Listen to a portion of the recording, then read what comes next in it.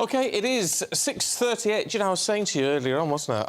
I thought we were in the 7 o'clock hour. I know, I've lost an hour. He's lost his time. I don't know what's going on this morning. You've been working too hard, that's what it is. Is it? Or not sleeping enough, something like that. Oh, well, yeah, probably both. You thought he was in an entirely different hour. It's very odd. Anyway, setting me straight is our headline makers today. Author James Woodhousen and broadcaster Claire Muldoon. Morning to you both. Good morning. Before we have a chat, we're going to run you through the front pages. Well, the Telegraph leads with the royal racist claims there. Palace to look at legal action, I wonder. The Guardian reports on the first day of COP28. And the Eye lead with David Lammy stating that the EU will be Labour's #1 priority for UK foreign policy. The Times has Matt Hancock saying a lockdown delay was a fatal mistake. And the Star paid tribute to Christmas legend Shane McGowan. OK, let's see what James and Claire make of some of those. James, let's kick off with The Guardian, should we? And COP28. Are you excited? No, I'm trying not to be cynical. I agree with your earlier combatant that the private jets' fuel consumption is, you know, a needle in a haystack. There's nothing to worry about. We've heard that joke. I'm much more concerned that it's not just a talking shop, but it dictates to Africa, that whole milieu dictates to Africa, our sustainable friends, in a way that I think really is the new imperialism. In what way? Because they're adamant that Africa cannot go forward with gas, that it should not adopt nuclear power. They never discuss research and development. All they want to do is confine Africa to the discredited, sustainable, renewable technologies that are discredited in the first world a lot of the time and are certainly unsuitable for the progress that Africa demands. And I think that whole peremptory attitude is personified by Antonio Guterres, the president of the United Nations. He's the man who talked about global boiling. You know, the planet is boiling. Yeah. And then all he can say is that, you know, the latest evidence should send shivers down the spines of world leaders. You know, it's just a talking shop with gesture politics, but it has real consequences for restricting African growth. Thankfully, more and more Africans are rallying round fossil fuels, not because they think fossil fuels are God on earth, but because it's the only way they're going to get... It's all they've got. Yeah, it's all they got, and it's the only way they're going to get ahead. The alternative, which is sketched by Mohamed Adaw, the Guardian's director of Power Shift Africa, who I saw by chance on Channel 4 News earlier this week, he really says we've got so much sun in Africa that really we should use it for solar power and the way forward should be electric vehicles. We're talking about the whole of Africa using sun power, which as far as I know does not work at night in Africa, to power, you know, motorisation of Africa. Forget it. They need the best, what we've got. Is it not the case, though, that these COP conferences are the new Davos? I mean, they are. It's Exactly, it's Claire. an absolute anathema for me, especially moreover that the First Minister of Scotland's even there. Why? I mean, it just seems to be, you know, get them in, have talk, bluff talk, you know, this rhetoric, try and get a narrative involved, and we, you know, the people here, I've got absolutely no say in anything. It's derived by money and power and control. We'd moan if this, you know, it's a serious issue. Whether we can disagree about how to tackle it, but if nobody was talking, if there weren't global meetings, we'd be moaning about it, wouldn't we? Yeah, but this is making a merit out of talk shops, right? And I think that Claire's entirely right. People have had enough with this. You know, Prince Charles, who promised not to... King Charles... promise not to interfere in politics. You know, it is a political matter. Claire's quite right about this. The distance between them and us is growing. And he has said, the earth does not belong to us.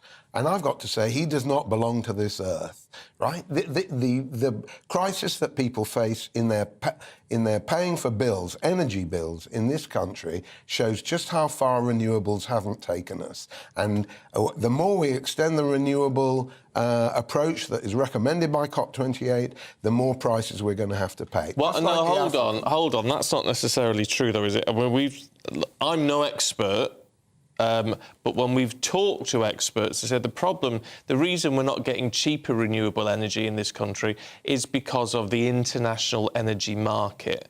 And if we were able to be energy secure, we could change that market, and then our prices could come down. Well, it's a lot of ifs. Well, it is a lot of ifs, but what do you do? You can't ignore it. I mean, I'm all in favour, and I know about the development of battery storage for solar power. When it happens, if it happens, in the next 10, 20, more like 30 years, on a mass scale, I'm not going to deny that. But even if it's controversial, everything you've both said, even if the whole matter and the whole meeting is controversial, it's still better than nothing, isn't it? No, because we are at least talking it. We're talking the subject. Do you think they would let Claire or me speak at such an event? Put forward the case for research and development rather than cutting back on consumption? Well, I would hope so. I would hope so, but I can tell you it's far from guaranteed, because unless you're part of this new snobby consensus about what everybody else should do, while you do fly in on private jets, then you're shown the door, and you'll be called a denialist, as if it was akin questioning the technologies that we use. Well, I mean, that is a very interesting point, because if it's not much of a conference if it doesn't hear all the views. Well, that's it, Anne. Well, we don't know that, though. You don't know for sure. No, but I haven't had a little invitation. No, I haven't. Well, oddly enough, neither have we. No. I wouldn't go. I haven't seen a programme of events. I wouldn't go. I just was seeing on Twitter a Kenyan farmer. His name is Jusper, Jusper, and he did a 1 minute. You can look it up on Twitter. A 1 minute 30-second video saying African leaders don't even go to COP28 because they're just trying to hold us back. And he's a farmer. He does not get power for 16 hours a day. And renewables have not brought power to Kenya, and they won't bring power to Kenya. He needs that to do his farming. But I'm not sure it's the right answer to not go. You should go, and you should say that. Well, yeah, fair enough. But, we've got to concentrate on the policy matters, and the politics, Anne, not just the sort of, well, it's nice that we're in the same room. Like your previous speaker, it's nice to be in the same room. But if it's only a room, year in, year out, as you've been saying, Stephen, it's rather contemptuous of not just Africa, but Asia, Latin America, and more us in terms of the energy prices for the value that we get, that we're being asked to pay from all of if that. it's a worthwhile conference, it should be looking into exactly what you're saying. There we are. Well, I'd like to know, yeah. Well, we shall see. Meanwhile, from one conference to an inquiry, Claire, Matt Hancock on day one of his evidence yesterday, and he's doing it again today from 10 o'clock. He says we should have locked down 3 weeks earlier. Well, you can say that with retrospect, can't you? And I think that's the problem with all of these inquiries. It is completely retrospectful. And we need to bear in mind this was something that was unprecedented. That word was evolved, I think, from the pandemic and the whole COVID era. And yes, I mean, where's the big surprise here? Obviously, we should have done, but then they need to look at also the effect the lockdowns have had. On the one hand, everyone is saying they're the worst things we could have done. We now know that the evidence is there to support the fact that masks are useless in containing and stopping the virus from proceeding forward. And we just think, well, this whole inquiry, why is it taking us so long? Sweden had it finished within 6 months in 2022, last year. Ours is going on till 2024, 2025, perhaps? Because we're allowing it to become a blame game. Well, and we're pillorying some of our politicians and not learning the actual lessons. Exactly. But and not, just not question. I was watching it so frustrated yesterday. I bet you were. Because what we should be wanting to know is if it happens again, and all the experts say it will happen again, what are we going to do? Are we going to shut down schools? Are we going to lock down? Are we going to insist on, are we going to build Nightingale hospitals all over again and wear masks? Which were never used. Never used. And instead of blaming, we should just look into why and what the lessons are. Exactly. That would be getting near the truth, and they don't want that. Well, maybe that's... I think that's why. It's a tabloid trial, set up by wealthy lawyers and individuals. And it's a trial. It's a trial that needs to be done. It's a trial that, you know, is funded by the public purse. We've got no choice in that. It has to be. So we can't really charge the lawyers for it. I mean, in terms of, that's the wrong lexical choice there. Obviously, they're being charged, but we can't bring anything to them for doing it. They have to do it. But it's how we'll... At least with this is, you know, lockdown earlier to save tens of thousands of lives, says Matt Hancock. Well, that is at least a lesson. Yes, exactly. I don't agree. That's the point. I don't agree. If you look at what Chris Whitty and Patrick Vallance and Jonathan Van Tam said at the time of that whole thing, they were all in favour of you know, not locking down earlier. They didn't take that view. Now it's the received wisdom that, you know, we should have locked down earlier and so on, that would have made a massive difference. And the only purpose of that wisdom is to distract attention from what happened with care homes, with what happened with masks, with what happened with civil rights. That's a bit conspiracy theory, isn't it? No, it's the purpose of the inquiry. What, to distract us? No, that's the function of it. I'm not saying they dreamt that up, but those are much more important Well, I issues. think there's more important things to look at. Like, Exactly. no, in terms of the PPE that Michelle Mone from Medved, I think that needs to be investigated. Things like that, criminal offences, in my view. They bought gowns and masks that weren't fit for purpose, that all ended up being burnt or destroyed. That, I think, is completely and utterly abhorrent. The IT failures were also a disgrace. Yes. But it isn't a blame game. The main thing is, as you rightly say, is a focus on pragmatism, man, which is what do we do next time? And that's why I think there are major questions to be asked. Do we shut down schools again? If it happens again, do we shut down schools? Do we lock university students inside their universities and not let them out? Yeah. I mean, the things that we know are major issues that we may have to face again, this inquiry should be answering those. Absolutely. They don't want to do that. And they're not doing it. They're just mucking about, pointing the finger at various politicians and making fun of them and looking at their WhatsApps, for heaven's sake.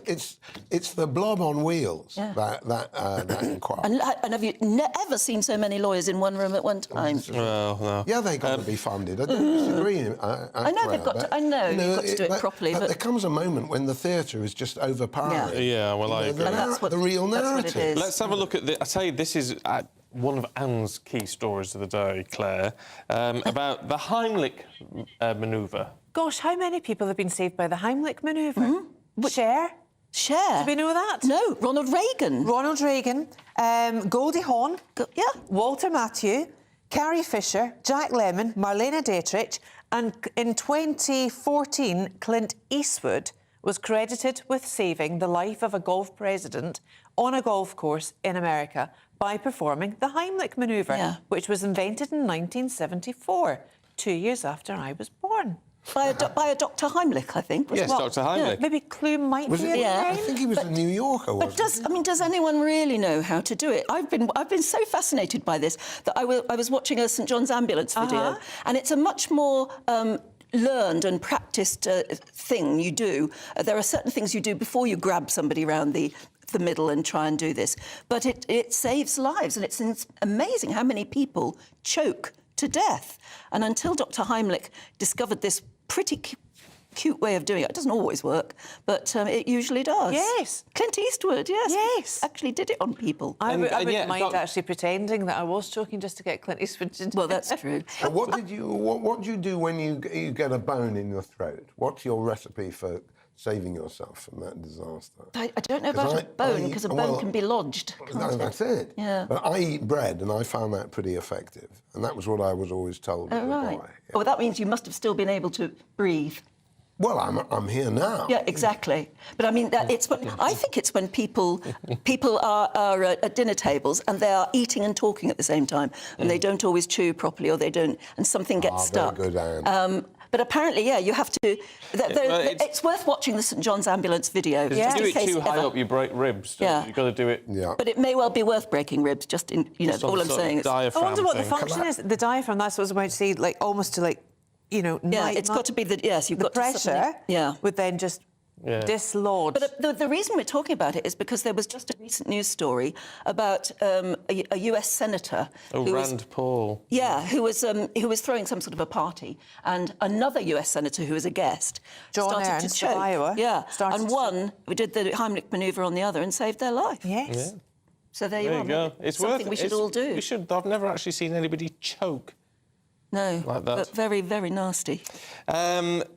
Let's just finish up. We've only got 2 minutes, James, on David Lammy. This is in the Eye. David Lammy has gone on to say, if Labour gets into power, the EU will be our #1 priority for UK foreign policy. Can't imagine that going down too well with a lot of voters. No. Well, you know, what we always suspected is turning out true, you know, which is that our Remainer, Ramona, Rejoiner friends are constantly regrouping. They still are living in the past. They always accused us of being nostalgic for the past. They can't sort of realise that, you know, a girlfriend has said no to them 7.5 years ago. Yes, it is a long time now. And they still want to get back. And, you know, we're at a moment in world politics where I would say that Ukraine, Gaza, Taiwan, probably the Philippines, and the debt crisis that's brewing in Germany are the major issues of foreign policy, which is what David Lammy, in his esteemed wisdom, is supposed to be looking after. And it is not our relations with the EU. You don't have to buy all that, you know, offshore Singapore, Saudi Arabia of wind Boris vision of, you know, Britain out in the Far East being totally brilliant all over again. That's not going to happen. And you don't have to buy all the trade deals that even Kemi Badenoch has put together. But, you know, there's much bigger geopolitics emerging in the week that Henry Kissinger has died than you know, making the right impression in Brussels. I'm going to Brussels next week to talk about nuclear energy. Why isn't there any in the EU? That's a very important issue. But we can't rely on our EU friends to show the way forward for world politics. It's China and America who are absent in presidential terms from COP28 who make the weather. And, you know, it's ridiculous for Lammy to suggest that that should be the main priority. It's his priority. Yes, it won't go Labour's down well with priority. the Labour leadership, I wouldn't have thought. Yeah, you wouldn't have thought very- so at the minute. Not very election-friendly. But there you go. Claire Muldoon, James Woodhousen, thank you very much indeed. We shall see you a little bit later on. Right now, you can't deny it. It's getting very, very cold. Shall we catch up with the full weather? Here's Annie.